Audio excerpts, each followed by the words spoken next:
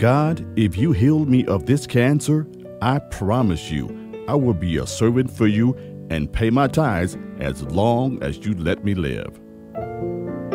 That was the promise Carrie made in 1992. She had surgery and was back at church in 11 months, cancer-free. She had a brain aneurysm in August of 2006 while at a funeral. She didn't know what was happening to her, but she knew she could not talk for about 15 minutes. She went home and told her family that she didn't want to go to the hospital because she thought she was okay. She remembered her family insisting that she'd go, and that's all she remembered from there. The next thing she knew, she woke up and saw her pastor, Bishop Sir Walter Mack, and family there. Carrie advises to listen to your body and ensure that you always go and get checked out when your body is reacting differently than normal. Before long, Carrie was back at church singing for the Lord at Union Baptist Church's Christmas program the same year. God is so good and He is faithful. As a cancer and heart survivor, she has this to say: put God first in all you do, pay your tithes, and reap the benefits, as I am doing. God's promises are true. Yea, though I walk through the valley of the shadow of death, I will fear no evil, for surely goodness and mercy shall follow me all the days of my life, and I will dwell in the house of the Lord forever. Miss Donna H. Eaton. One night, Donna was in her bedroom watching TV with her 6-year-old daughter. She became nauseated, and all of a sudden it became overwhelming. This raised Donna's concern because the nausea did not go away. She went to alert her husband that she was not feeling well. As she was talking to her husband, she noticed her left arm and hand begin to feel strange. Since Novant had recently opened a hospital in Kernersville, Donna told her husband to take her there. She said that her not thinking to call 911 was strange, since she is an RN. Donna received immediate care when she arrived at the hospital. She was given meds for indigestion while her MI was being ruled out, and fully expected that to happen. She was planning to go home in time to get her daughter ready for a dance recital, going over what she had prepared and what still needed to be done so that she's ready for the next day. Unfortunately, the doctor came in, sat on the side of her bed, and explained to her that she had a mild heart attack. Donna broke down in tears. She's an avid jogger, worked out at least 3 days a week. She's tall, has always been slim, and learned to eat right. However, she had a history of hypertension. Donna was transported to Forsyth for a cardiac catheterization. What is significant about the procedure was that the doctor prayed before he began, and while she was under anesthesia. Donna was so grateful, and later she understood that he too was on a journey of his own. Her blood vessels were clear. So what could have set her down this path? Stress. Donna's work history includes directorships over intensive care and emergency. At the time of her incident, she was working in an academic environment, but she's the only one in her position wearing many hats. Donna's takeaway from her heart issue to control her reaction to stress and to be her own advocate for her emotional and mental health in addition to her physical health. She recommends that women learn to change their routine when necessary, and it is necessary every so often, because those who depend on us cannot recognize when we are stressed and probably won't know how to help us gain control. Faith is good, but an intimate understanding of self will keep you on the road to prosperity. Mr. Bobby Brower. About 2 years ago, Bobby was diagnosed with congestive heart failure. He had started to notice that his breathing was becoming difficult after climbing a flight of steps and was gaining what seemed to be water weight in his legs and hips. Bobby ended up in the emergency room on January 1st, 2019, and was told he needed to stay for tests. After being told he was experiencing congestive heart failure, surprisingly he wasn't too shocked and knew it wasn't good news. He immediately felt a sense of calm, knowing that whatever the diagnosis was, that God would be with him, and whatever his will was, Bobby would accept it. As it turned out, the doctor told Bobby that he had a heart murmur, which he told him he'd known since junior high school. His mitral valve had started to wear and was not pumping the blood as it should.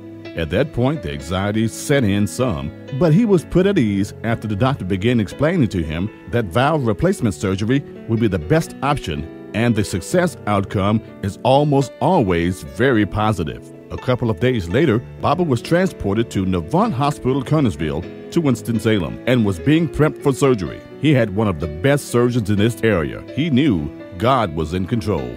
And after a couple of prayers, he didn't have a worry in the world. Brower left the hospital on January 14th, and although being out of commission for 3 months was a drastic change of pace for him, he felt the outpouring of support from his friends, wife, and church family. As of late, his vitals are stable. His last blood pressure reading was 104/70, and he's feeling great.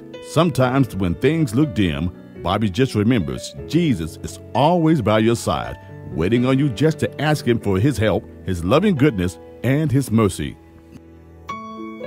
Miss Jessie Davenport. Jessie has been the typical female who has ran her own business, supported her husband in his business, and gives 110% to her children and grandchildren. Although she knew she had high blood pressure, she didn't feel she had time to slow down. And again, Davenport had a business.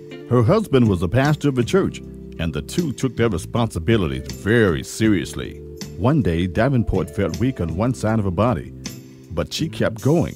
Then she got home and felt sluggish and could barely lift her foot on the steps to get into the house. Her family took her to the emergency room, and the doctors told her that she had a stroke. She was in the hospital for a few weeks for recovery and therapy. Today, she moves much slower and talks much slower. Her voice has decreased in volume, but she's here. You see, Jessie was so busy taking care of everybody else, she didn't take care of herself. She wasn't going to the doctor when she wasn't feeling well. She just took lots of vitamins and kept pushing toward everything life was throwing at her. Today, Jessie has been forced to slow down. However, she is happy to report that God has kept her in her right mind.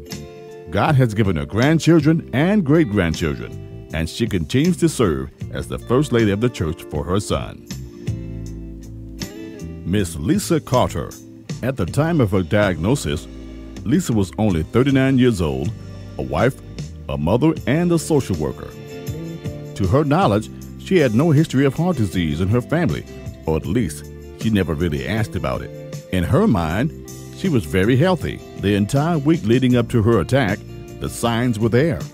But she just brushed them off because it was the week of Thanksgiving and she was a little too busy at work and home. She experienced what she thought was heartburn and tightness in her chest. She told her husband, who insisted that she get checked out. She said she would, but after the weekend, if it persisted. The day of Thanksgiving 2010, she was driving down Vinolda Road in Winston-Salem and felt like an elephant was pounding on her chest. She panicked and drove herself to the hospital, which was the best thing she could have ever done. She would stay in the hospital for 3 weeks. She was diagnosed with congestive heart failure, sarcoidosis of the heart, and her spleen was enlarged. The road to recovery was very long: medications, rehabilitation, and having great doctors on her team. She received a pacemaker in June of 2011, and she felt so much better. She says, "This journey has educated me on an inspiring lifestyle change, not just for me, but at the time for my family. It wasn't easy, and sometimes she still struggles, but she manages." She says when she looks into the mirror every morning, she knows what God can do. Today, she's 50 years old and doing so much better. She says, and I quote, "I definitely know where my help comes from, and each day I am thankful, grateful, and blessed for the little things life brings. I thank God for my husband, family, and friends that have continued to encourage me. God is a healer." Robin Yeverton. November 2015 is when Robin's heart attack occurred. At the time, she was living in Burlington, North Carolina, but they transported her by ambulance to Duke Medical Center in Durham. Upon arrival, they immediately took her to the cath lab to place stents in her heart. She went into cardiac arrest while the doctor was placing the stents. At that time, he ruptured her femoral artery in her leg and lacerated her liver. He came to tell Yeverton's family that she might lose her leg. During this process of repairing, they returned to notify her family that she did not make it. Robin, of course, had no idea what happened in the room, only that it had to be a miracle because 6 days later, she awoke from a coma. This was the week before Thanksgiving, and she walked out of there before Christmas. Many of her doctors were amazed how she made it through this. Robin's journey has been overwhelming. Never in her mind did she think she would experience any of this. But God had and has a plan. For I know the plans I have for you, says the Lord. They are plans for good and not for disaster, to give you a future and a hope. Jeremiah 29, verse 11. There has been much recovery throughout this process. She still doesn't remember parts of the hour before the attack. Robin is forever thankful, grateful to God for this miracle of life. She wakes up every day with thanksgiving in her heart. It is of the Lord's mercies that we are not consumed, because his passions fail not. Lamentations 3, verse 22. Tomorrow is not promised to any of us. She didn't realize how much stress she was under until she wasn't under it anymore. The signs for women are different than for men, and many times are missed. Robin is thankful that she's still here and able to yet spend time with her grandchildren, family, and friends.